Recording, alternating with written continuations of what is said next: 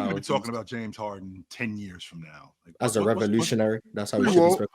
What's going to be because one of the main reasons why like we bring up older players and we don't talk about them as much. Like, why don't we talk about Dominique Wilkins nearly as much as we should? Because he wasn't a revolutionary. That's not true. It's because he didn't win. That's what, that's what it is more than anything. Because he wasn't a revolutionary. 100% he was a revolutionary player. No, yes, he was. No, there wasn't the guy that he was on the wing, the athlete that he was, the highlight film that he was, the bucket getter that he was. 100% Dominique Wilkins was revolutionary at 6'8", doing the stuff that he did. That's not what revolutionary is. 100% it is, Mars. No, that just means he was cool. No, that doesn't mean he was cool. It means revolutionary is the game changes off the back of you. Yes, and Dominique that's James Harden. That ain't no Dominique Wilkins. At 6'7", 6'8". What did Dominique Wilkins change? Hold on, what did he change about the NBA? Are we arguing that Dominique Wilkins changed the game? What did he change, Joe? Let him say specifically. What did he change? Playing above the rim. That's what he changed. So David Thompson, David Thompson had more impact on above the rim basketball than Dominique Wilkins did. Dr. J was doing it a decade earlier. Dominique, so Steph Curry didn't revolutionize just with James Harden. What are y'all talking Ray about? Allen, Reggie Miller, Dirk Nowitzki. Those guys didn't. You just said about James Harden like Steph Curry wasn't out here doing it but now Dominique Wilkins can't have it because of Dr. J. James Harden and playing above the rim isn't all the same neither, Mars. Yeah, but he wasn't the one that started that. And being a highlight film wasn't the same. But he was not the one that started that. Chill. And nobody said that he started. That's not the argument. Dr. J was more revolutionary for that. David Thompson was more revolutionary for that. Which is what James Harden did. James Harden elevated what was already going on. James Harden. No. Just to be clear. He took it and ran with it.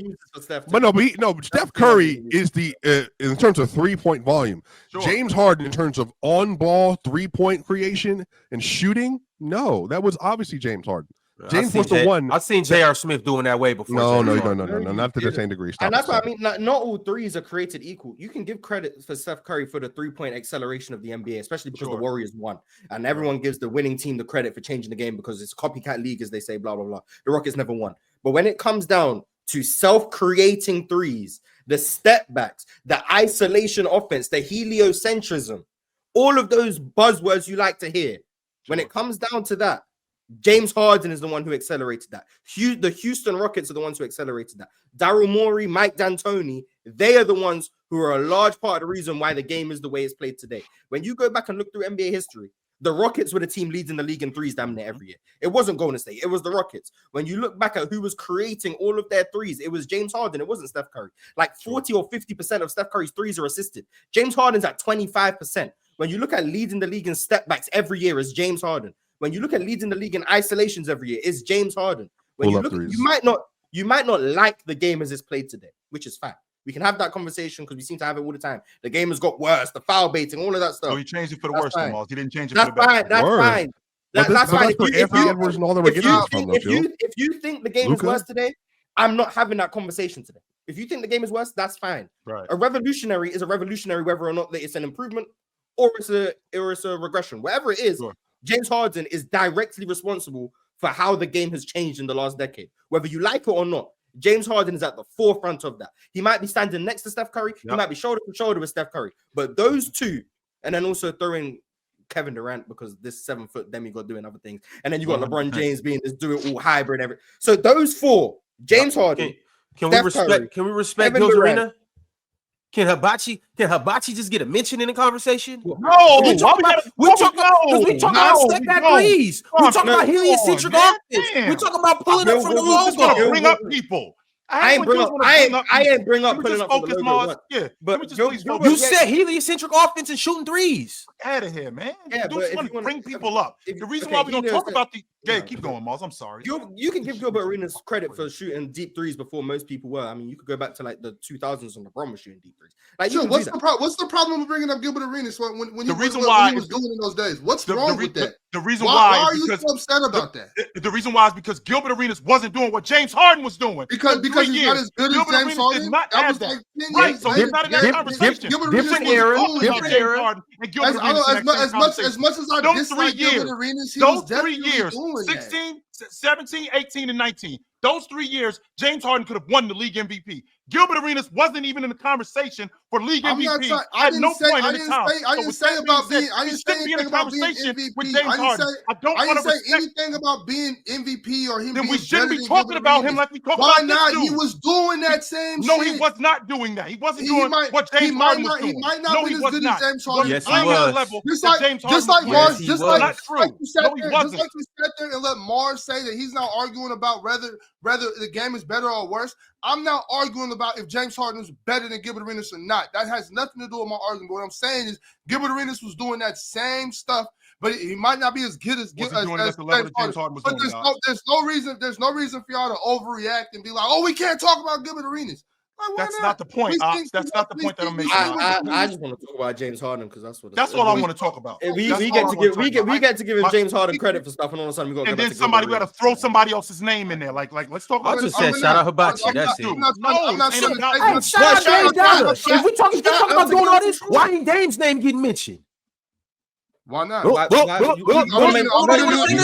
He deserves mention too. I'm trying to talk and you keep talking. You said nobody's saying. I'm trying to respond to what you just said. But are we gonna get pissed off and say we can't bring up Dame too because he wasn't as good as Dame deserves a seat at the table more than Gilbert Arenas. So respect. You can deserve a seat.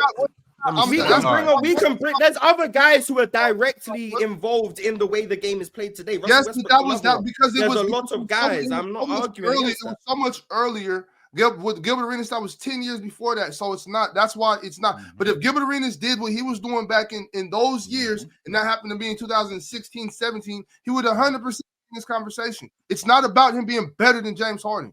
I didn't say that. Y'all relax, bro. I didn't say that. I'm saying he was definitely playing that style. And for us to pretend like he wasn't just because we think that James Harden is better, I think it's crazy for us to get that upset.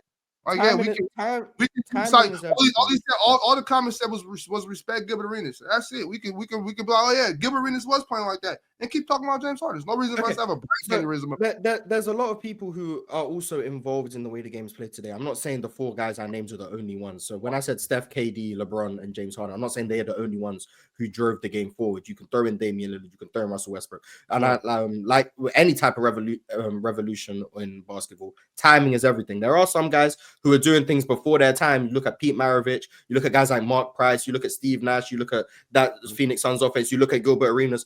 They were probably too far ahead of their time to where it didn't catch on when they were doing it. So you can also give them credit for just, if Bill Arenas did play 10 years later, maybe he would be a part of this conversation. It was bad timing. I can understand. He was influenced by Gilbert Arenas. You know what I'm saying? That's all. That's yeah, and that's possible. I mean, but when I talk about revolutionizing the game, the Rockets and the James Harden, the Rockets and James Harden are at the forefront of that. Does that mean they're the only ones? No, but they are at the forefront of it. James Harden was the player who was leading the league in isolations every single year from when it started getting tracked.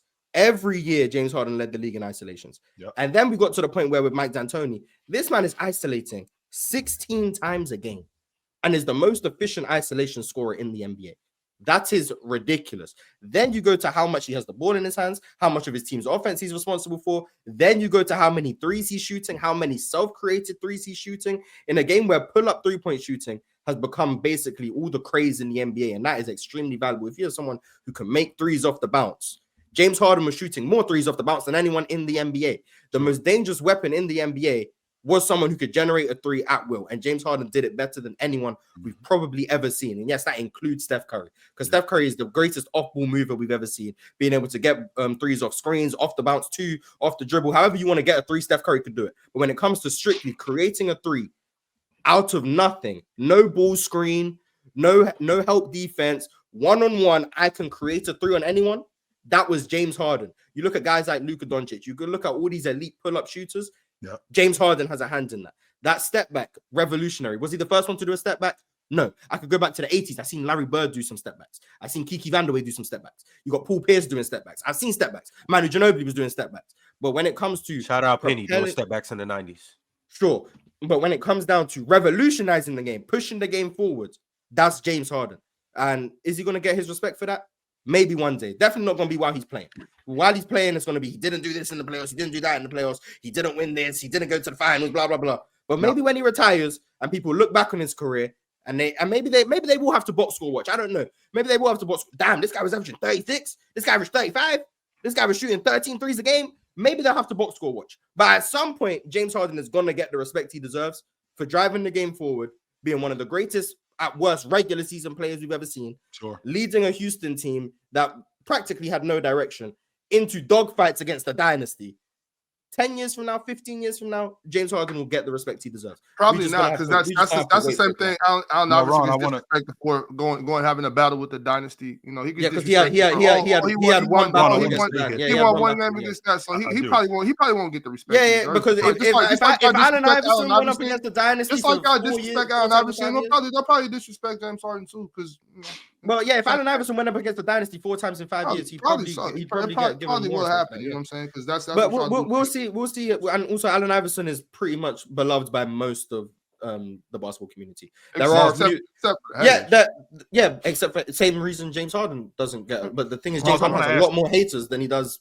Yeah, because all the flopping and foul bait. And 15 years from now, in the trap. I'm not gonna lie. Reggie Miller was flopping. Reggie Miller was doing these kickouts on threes. Reggie Miller was doing a lot of questionable things. But now Reggie Miller's beloved.